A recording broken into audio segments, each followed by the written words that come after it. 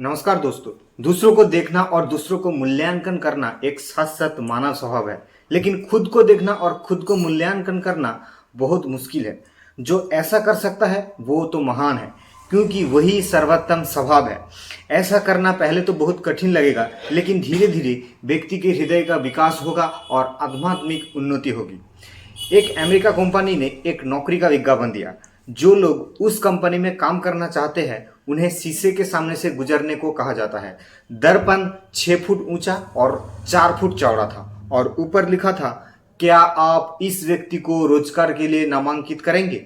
वहां नौकरी के लिए आए सभी लोगों ने खुद को उस दर्पण में देखा और ऊपर लिखा वाक्य को पढ़ा, क्या आप इस व्यक्ति को नौकरी के लिए नामांकित करेंगे? ठीक उसी तरह एक अन्य कंपनी में साक्षात्कार के कार्यालय के सामने एक दर्पण लटका हुआ था। उस पर लिखा था, क्या आप इस कार्य के लिए तैयार हैं? जो लोग उन दोनों कंपनियों में नौकरी के लिए आए हैं उन्होंने उन दो पत्रों पढ़ा और शीशे में देखकर खुद से पूछा, क्या आप इस व्यक्ति को नौकरी पर रखेंगे और क्या आप इस नौकरी के लिए तैयार हैं? ऐसा बनाया। पवित्र बाइबल के पहला कुरिन्थिय उसका 11 अध्याय 31 आयत में लिखा है, जो संत पौलुस ने कहा है कि यदि हम स्वयं को जानते हैं हम पर दोष ना लगाया जाता।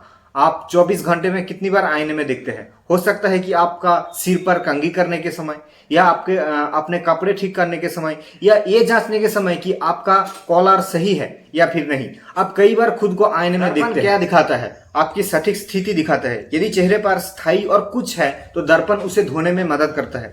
यदि बाल अनियंत्रित है तो खुजलाने में उन्हें ठीक करने में आईने ही मदद करते हैं। कॉलर को ठीक करने में मदद करते हैं। हम आईने में देखकर खुद को ठीक किए बिना नहीं निकालते, इसके द्वारा हम स्वयं को व्यवस्थित करते हैं। कभी कभी हम कहते हैं कि हम सही है, लेकिन जब शीशे के सामने खुद को देखते हैं तो हमें अपनी कमियां नजर में आ जाती है।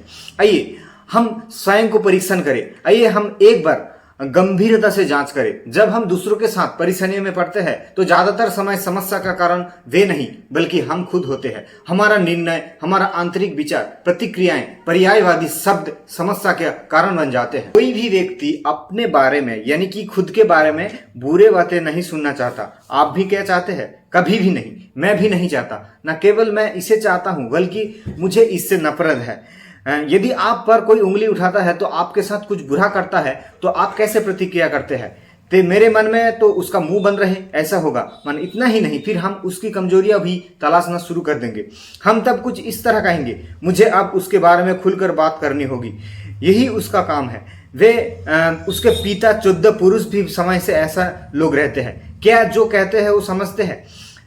वो सिर्फ मुझे बीच में नुकसान पहुंचाना चाहता है। क्या हम सचमुच इस तरह बात नहीं करते? अगर किसी ने मेरे बच्चे के बारे में कुछ बुरा कहा तो मैं क्या सुनना चाहूंगा? क्या मुझे उससे ऐसे ही छोड़ देना चाहिए? अब उन बातें को जाने दो। दूसरी ओर यदि कोई हमें हमारी भलाई के लिए या हमें सुधारने के लिए कोई सलाह देता तो हमारी प्रतिक्रिया कैसी होती? हमें तो ये भी नहीं लगता कि वो हमसे प्यार करता है, तभी तो उनसे ऐसा कहा। इसके विपरीत हम उसे बहुत सी बातें बताते हैं। मानव स्वभाव ही ऐसा है। अगर किसी इंसान को पहली नौकरी मिल जाए तो वो कितना खुश होता है। उस समय ऐसा प्रतिक्रिया करता है कि उसके 2 नहीं बल्कि 12 पैर थे।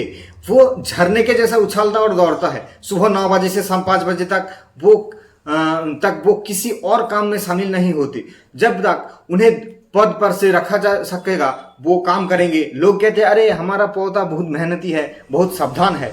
6 महीने के बाद उसका असली रूप सामने आ जाता है। वो समय पर कार्यालय नहीं आते, घर से जल्दी नहीं निकले। अगर उसको कुछ समय मिले तो वो बातचीत और गसिप करने में समय बिता देते हैं। चाय पीने के लिए आधा घंटा लगाए। वो खुद को नहीं देखता बल्कि दूसरों को सुधारने पर पड़ा गया। और उसका परिणाम क्या होगा? उसे प्रमोशन नहीं मिलेगा, सैलरी नहीं बढ़ेगी। अधिकारियों ने सोचा कि किसी भी कीमत पर उसका पीछा किया जाना चाहिए। लेकिन अगर वो व्यक्ति अपनी समस्या को समझने की कोशिश करे और सोचे कि मुझे अपना काम बहुत ईमानदारी से करना है, ऐसे टाल मटोल में काम नहीं चलेगा, मुझे इस कंपनी में इस तरह काम करना है कि ऐसा लगे कि मैं प्रभु यीशु मसीह के लिए काम कर रहा हूँ।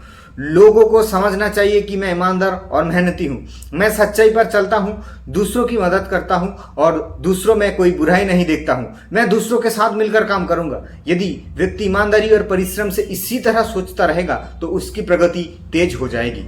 परंतु यदि वो व्यक्ति अपनी कमजोरियों को नहीं समझे, अपनी गलतियां को ना देखे, स्वयं को ना जचे, आगे बढ़ना ना चाहे, तो उसकी क्या स्थिति होगा? दुख, पीड़ा, विनाश उसका पीछा करेंगे। हमें एक काम करना होगा, हमें खुद को कोठरी से बाहर लाने की जरूरत है।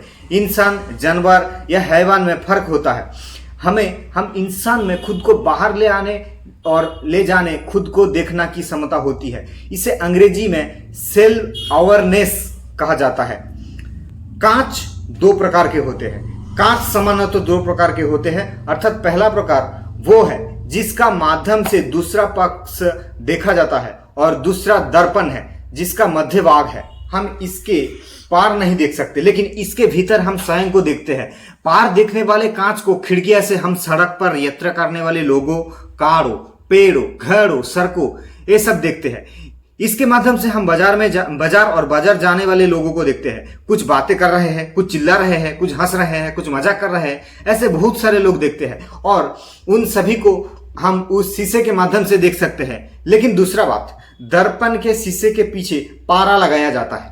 हम इसमें स्वयं को देखते हैं। इस शीशे से चिपक जाने के कारण बाहर के लोग या वस्तुएं कुछ भी नहीं देख सकते। इसके माध्यम से हम ना तो लोगों को देखते हैं, ना घरों को देखते हैं, ना सड़कों को देखते हैं, लेकिन हम इसमें केवल अपने आप को दिखते हैं। अगर हम खुद को देखें, अपनी कमजोरियों को देखें, अपनी कमियां को देखें, तभी हम खुद को सही कर सकते हैं। आपको कुछ पॉइंट बताऊंगा जिन्हें आप अपने आप को, स्वयं को जांच सकते हैं।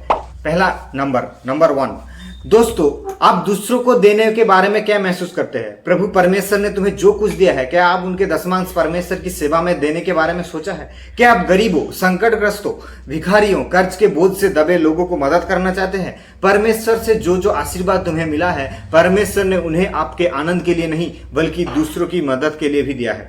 नंबर 2, क्या आप परमेश्वर के राज्यों के आगे बढ़ाने के लिए अपने प्रतिभाओं और क्षमताओं को उपयोग कर रहे हैं? आपकी योग्यताएं क्या है? छिपना, अपने लिए जीना, ऐसा करना ठीक नहीं है, इससे खतरा होने का संभावना रहती है। नंबर 3, क्या आप प्रार्थना और सभा में प्रभु यीशु को महिमा करने की जिम्मेदारी निभा रहे हैं? क्या दूसरों ने यीशु के बारे में कुछ कहा, दूसरों को ईसाई कार्यक्रम सुनने के लिए कहे? दूसरे क्या प्रार्थना करते हैं? खुद जांच करें अपने आप को। नंबर 4, क्या आप दूसरों को क्षमा करते हैं, या क्या आप अपने हृदय को कठोरता, घृणा, ईर्ष्या और दुख रखते हैं? क्या आप अंदर ही अंदर दुख का जीवन जी रहे हैं? नंबर 5, क्या आप कर्ज चुका रहे हैं? क्या आप दूसरों से लिया गया सारा सामान, पैसा, किताब सही समय पर लौटाते हैं? नंबर 6, क्या आपके जीवन में कोई छिपे हुए पाप है जिनके बारे में कोई नहीं जानता? खुद को जांच करें, अपने आप को जांच करें। परमेश्वर की वचन दर्पण के समान है। हम प्रतिदिन उस दर्पण में अपने हृदय को देखें और परखें। अगर हम इस तरह खुद को परखें तो हम एक अच्छा जीवन जीने की आदत पड़ सकती है। इससे दूसरों का जीवन बेहतर बनेगा। अगर हम ऐसा करेंगे तो परमेश्वर हमारी मदद करेंगे।